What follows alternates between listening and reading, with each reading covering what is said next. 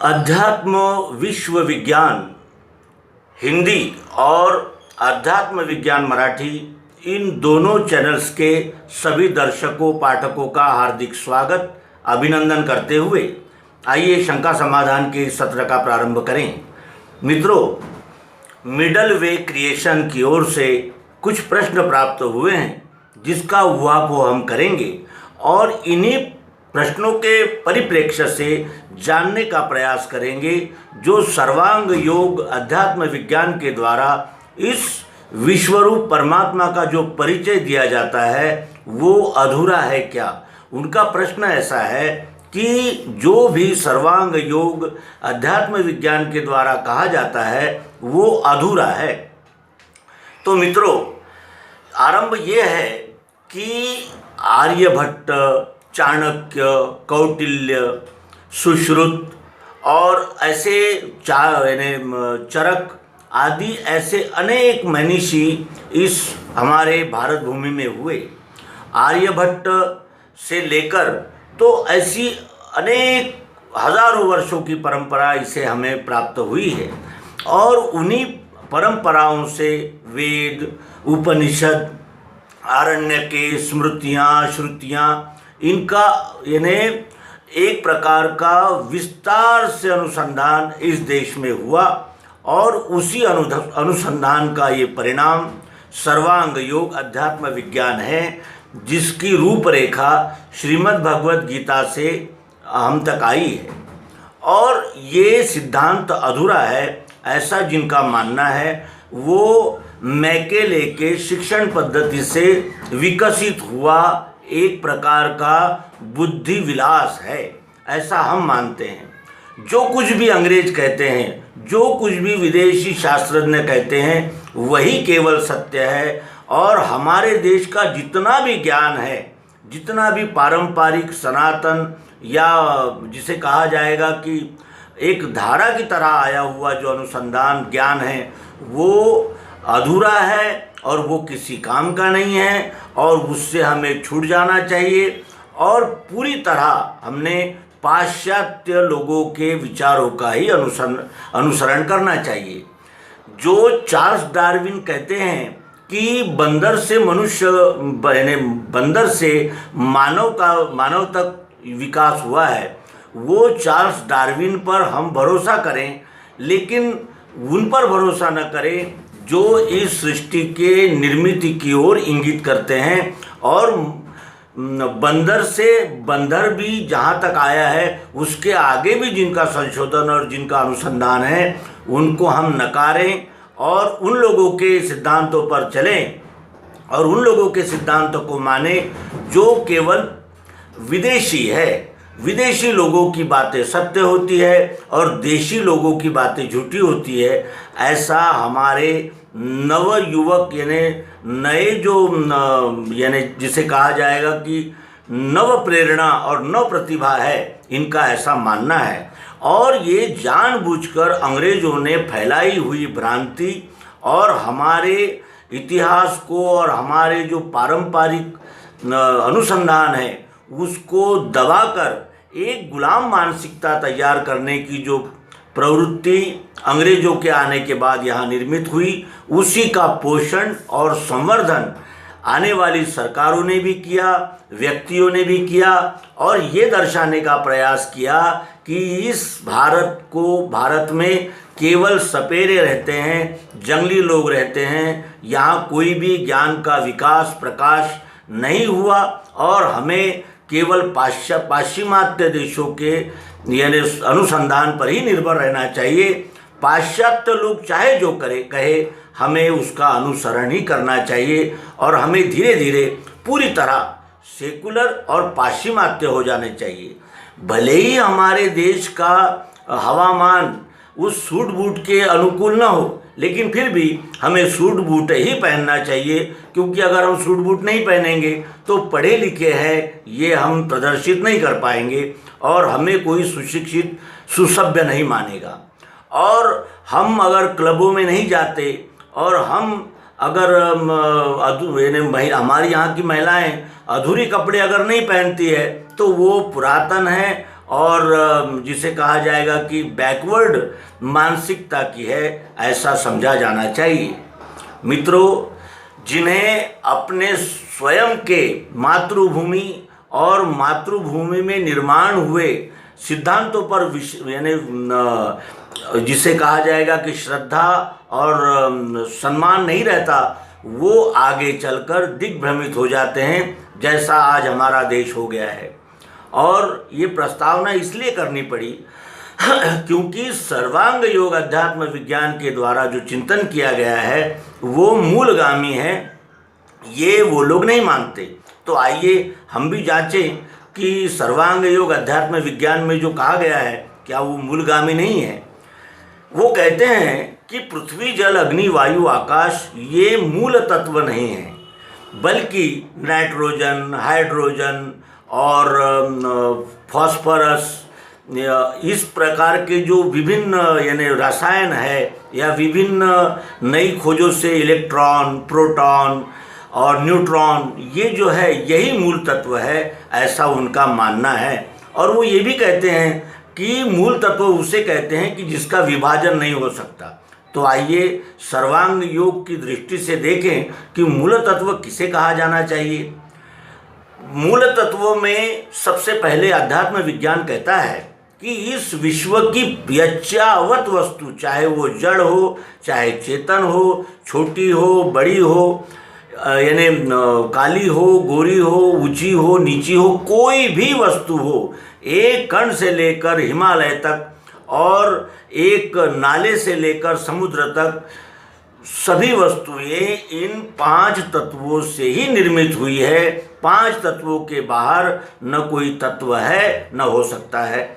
अब देखें हम क्रमशः, पृथ्वी ये पहला तत्व अध्यात्म विज्ञान ने माना है। पृथ्वी यानी क्या है? जो हमें अनेक प्रकार के अन्न देती है और अनेक प्रकार से हमारा पोषण करती है, जल को धारण करती है, और वो हमारे सभी प्रकार के यानी उद्भिद, स्वेदज, अंडज, जारज, इन चारों खानियों को अन्न यानी जिसे कहा जाएगा कि देती रहती है, सप्लाई करती है, ये पृथ्वी है। और पृथ्वी का एक गुण जो होता है सूक्ष्म पृथ्वी का, वो है गंध। तो गंध नाक से लेते हैं, ये तो सभी जानते हैं, लेकिन गंध में कितने प्रकार हैं? दुर्गंध है, सुगंध है, फिर उसमें सुगंधों में भी कई फ्रेग्रेंस है, जैसे केवड़ा है, गुलाब है, मोगरा है, ऐसे अनेक प्रकार के सुगंध है। तो क्या ये पृथ्वी मूल तत्व नहीं है? जिससे निकलते हैं वो मूल तत्व है, या केवड़ा और मोगरा या चंदन, इस प्रकार की जो खुशबू है वो मूल तत्व है? मूल तत्व जो उन्हीं के यानी दृष्टि से अगर देखेंगे तो मूल तत्व उसे कहते हैं कि जिससे अनेक प्रकार के यानी तत्व और विभाग निर्माण होते हैं, उसे मूल तत्व कहते हैं। पृथ्वी से क्या निर्माण होता है? तो पृथ्वी से अन्न, फल और अनेक प्रकार की औषधियाँ हमें प्राप्त होती है। और उसी तो अन्न में भी कई विभाग है, कई प्रकार है, फलों में कई प्रकार है, औषधियों में कई प्रकार है। और वही पृथ्वी जब सूक्ष्म रूप से हमारे नाक द्वारा गंध के रूप में हमें दर्शन यानी प्रत्यक्ष होती है, अनुभव में आती है, तो उसमें भी हमें सुगंध, दुर्गंध, इसमें भी अनेक प्रकार के यानी ये अनेक प्रकार उपलब्ध होते हैं। तो इसका अर्थ क्या है? एक पृथ्वी, लेकिन उससे निर्माण होने वाले अनंत प्रकार के उत्पाद, यानी पृथ्वी ये मूल तत्व है। उसके बाद हमारे पास जल है। जल को पंच महाभूतों में एक महाभूत माना गया है। जल से क्या निर्माण हुआ है? तो जल से हमारी पृथ्वी से निकलने वाले सभी उद्भिजों का पालन पोषण होता है। जल से ही फसलें पकती है, जल हमारे लिए भी आवश्यक है, और जल चारों खानियों के यच्चावत प्राणियों के लिए आवश्यक है। फिर जल में खारा है, मीठा है, ये उसके प्रकार है। और वही जल जब सूक्ष्म रूप से इस जीभ पर विराजमान होकर हमें स्वाद का अनुभव देता है, तो उसमें कितने प्रकार है? खारा है, खट्टा है, मीठा है, ऐसा है, वैसा है, उसके अनंत प्रकार हो जाते हैं। यानी एक मूल तत्व जल और उससे निर्माण हुए अनेक प्रकार, ये उसका विस्तार, एक मूल तत्व से अनेक विस्तार। उसके बाद पृथ्वी जल के बाद आता है अग्नि। अग्नि यानी ऊर्जा। केवल अग्नि यानी जो आकाश में जो सूर्य है वही नहीं, अग्नि का अर्थ होता है ऊष्मा, ऊर्जा, गर्मी। और गर्मी कहाँ कहाँ है हमारे शरीर में? अगर हमारी नाड़ियों में गर्मी न हो तो नाड़ियाँ स्पंदित नहीं हो सकती। अगर हमारे जठराग्नि में गर्मी न हो तो अन्न पच नहीं सकता, अन्न का पचन नहीं होगा। उसी तरह अगर हमारे नाड़ियों में यानी हमारे जो नर्व्स है, नसें हैं, उसमें अगर गर्मी न हो तो ये रक्त का संचार भी इस शरीर में नहीं हो सकता। हृदय हमारा यानी इस तरह धड़कता रहता है, स्पंदित होता है। क्यों? क्योंकि उसमें भी ऊर्जा लगती है। जिस तरह किसी भी मोटर को चलाने के लिए बिजली की आवश्यकता होती है, उसी तरह इस फेफड़ों को, जिन्हें हम हृदय कहते हैं, उसको भी स्पंदित होने के लिए, क्रियाशील होने के लिए ऊर्जा की आवश्यकता होती ही है। और वो एक ही ऊर्जा यानी एक ही, जिसे कहा जाएगा कि अग्नि, एक ही प्रकार का तेज अनेक प्रकार के कार्य करता है। और वही तेज जब आँखों में स्थित हो जाता है तो हमें रूप का दर्शन कराता है। यहाँ सफ़ेद है तो यहाँ काला है, वहाँ पीला है, यहाँ नीला है, ये अनेक रंगों में हमें रूप का दर्शन होता है। यहाँ छोटा है, वहाँ बड़ा है। यानी कहने का आशय, एक ही जो तत्व है अग्नि, उससे हमें अनंत प्रकार के अनुभव होते हैं। तो क्या अग्नि अनंत प्रकार का हो गया है? एक ही मूल तत्व है, एक ही पंच महाभूतों में अग्नि, उसके कितने प्रकार हो जाते हैं? तो इस तरह हमने अग्नि को देखा। पृथ्वी जल अग्नि के बाद होता है वायु। वायु में नाइट्रोजन है, हाइड्रोजन है, ऑक्सीजन है, अनेक प्रकार जो उन्होंने वर्णन किए वो सभी एक ही वायु में समाविष्ट होते हैं। और हाइड्रोजन और नाइट्रोजन, ये आधुनिक विज्ञान के जो अनुसंधान करता है वो इसको यानी इस वायु का पृथक्करण कर सकते हैं, लेकिन इस वायु की निर्मित नहीं कर सकते। चाहे कोई भी किसी भी प्रकार का वायु हो, वो इसी वायु का एक प्रकार है। तो मूल तत्व वो प्रकार यानी ऑक्सीजन, नाइट्रोजन, हाइड्रोजन, ये मूल तत्व माने जाएं कि वायु इसको मूल तत्व माना जाए। फिर यही वायु हमारी त्वचा में सूक्ष्म रूप से स्पर्श का अनुभव देता है। त्वचा से स्पर्श का अनुभव आता है। वायु ये त्वचा के द्वारा स्पर्श का अनुभव लेता है। तो स्पर्श में कितने प्रकार हैं? ठंडा है, गर्म है, कड़ा है, मुलायम है, इस प्रकार के। तो मूल तत्व क्या निश्चित हुआ? वायु। एक वायु और उसके अनंत प्रकार, जिसको कोई यानी सीमा नहीं है। और उसके बाद आता है आकाश। तो ये सारा खेल जो चल रहा है वो इसी स्पेस में ही तो चल रहा है, और स्पेस को ही आकाश कहते हैं। आकाश ये यानी जिसे कहा जाएगा कि दिखता नहीं है, लेकिन आकाश अगर ना हो तो कोई भी वस्तु स्थित नहीं रह सकती। जैसे अगर यहाँ स्पेस नहीं है तो ये भी वस्तु यहाँ रह नहीं सकती। इस वस्तु को यहाँ रखने के लिए इतना स्पेस आवश्यक है।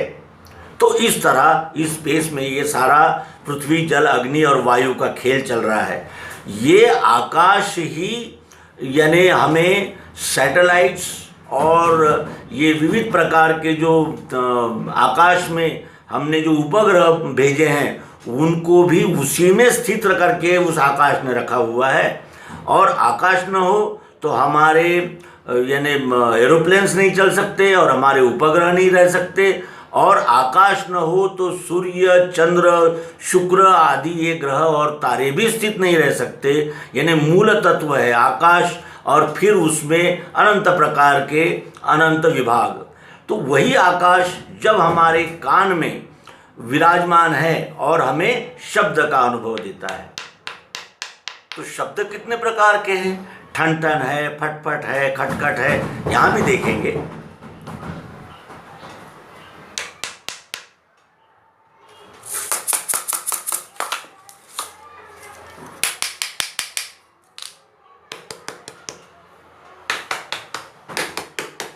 कितने प्रकार है, तो क्या वो आकाश अनंत प्रकार का हो गया? आकाश एक ही है जो मूल तत्व है, मूल पंच महाभूत है, और उसी से ही ये अनंत आकार और प्रकार निर्माण होते हैं। इसीलिए ये आकाश भी पंच महाभूतों में है और पंच महाभूत यही मूल तत्व है। अब रह गई जॉन डाल्टन की बात। वो कहते हैं कि जिसे विभाजित नहीं किया जा सकता उसे मूल तत्व कहते हैं।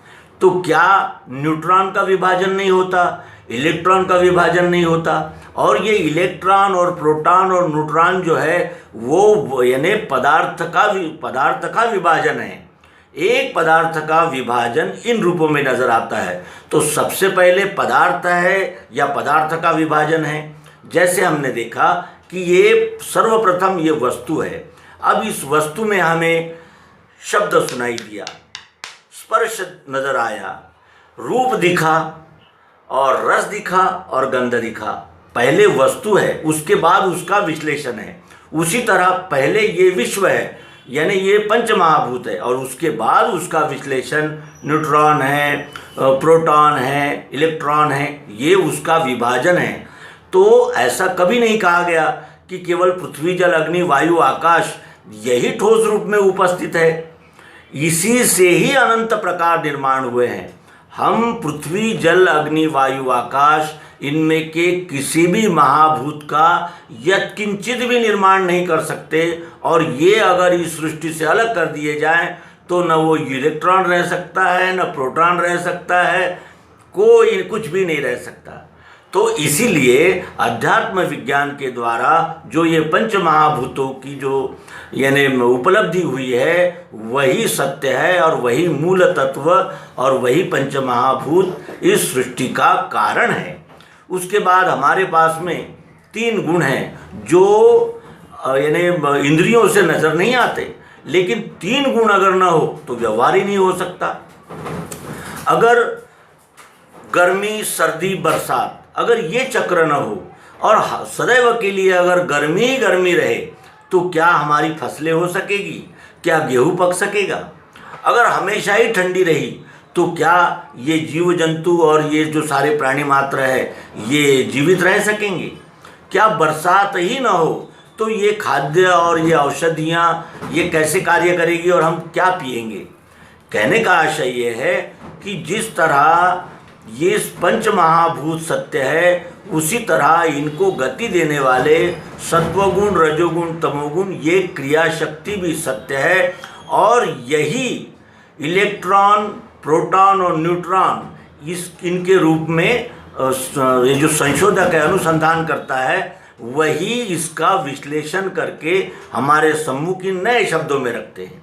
फिर वो कहते हैं कि बॉक्साइट फॉस्फोरस और ये अनंत प्रकार के जो वो वर्णन करते हैं, मैग्नीज है, लोहा है, जस्त है, एल्युमिनियम है, सोना है, चांदी है, तो ये धातुएं हैं। और धातुएं कहाँ से मिलती है? हवा से। धातुएं भी हमें पृथ्वी से ही प्राप्त होती है। अगर पृथ्वी ना हो तो ये सोना चांदी बॉक्साइट फॉस्फोरस ये कहाँ से आ जाएंगे? और अगर ये वायु ही ना हो तो नाइट्रोजन हाइड्रोजन ये कैसे यानी ये कहाँ से प्राप्त हो जाएंगे? यानी सबसे पहले मूल तत्व होते हैं, और मूल तत्व पृथ्वी जल अग्नि वायु आकाश और उनको चालना देने वाली क्रिया शक्ति सत्वगुण रजोगुण और तमोगुण यही परम सत्य है और यही सनातन सत्य है, जिसका अनुसंधान हमारे ऋषि मुनि और हमारे प्राचीन काल से आ रहे सनातन संशोधन और अनुसंधानकर्ताओं का ये फलित है। हमारे ही देश ने शून्य का आविष्कार किया और जिस शून्य का उपयोग करके अनंत प्रकार के यानी अंक शास्त्र निर्माण हुए ये हमने देखा है। उसी तरह हमारे यहाँ सुश्रुत चरक वाग्भट ऐसे यानी जिसे कहा जाएगा कि वैद्यकीय शास्त्र को चालना देने वाले, वैद्यकीय शास्त्र का प्रत्यक्ष प्रयोग प्राचीन काल से करने वाले मनीषी है, जिनका लाभ लेकर ये आधुनिक अनुसंधानकर्ता उस पर संशोधन करके नए नए आविष्कार करते हैं और हमारे जैसे जो लोग हैं जिनको पाश्चिमात्य यानी दर्शन शास्त्र और पाश्चिमात्य संशोधन का इतना यानी आकर्षण है कि उसमें हम अपने यहाँ जो है उसको न जानते हुए केवल उन्हीं का गुणगान करना और ये मान लेना कि उनके जैसा विद्वान तो इस विश्व में कोई नहीं हुआ, यही है क्या। जैसे सिगमंड फ्रायड है जो एक अत्यंत प्रसिद्ध जर्मन मनोवैज्ञानिक है, सिगमंड फ्रायड। और क्या सिगमंड फ्रायड ने मनोविज्ञान की रचना की? क्या उसके पूर्व में हमारे यहाँ मनोविज्ञान का कोई अनुसंधान, कोई मनोविज्ञान की खोज नहीं हुई? क्या हमारे यहाँ वात्स्यायन नहीं हुए? हमारे यहाँ क्या कपिल मुनि नहीं हुए? क्या हमारे यहाँ वल्लभाचार्य नहीं हुए? हमारे यहाँ कणाद नहीं हुए?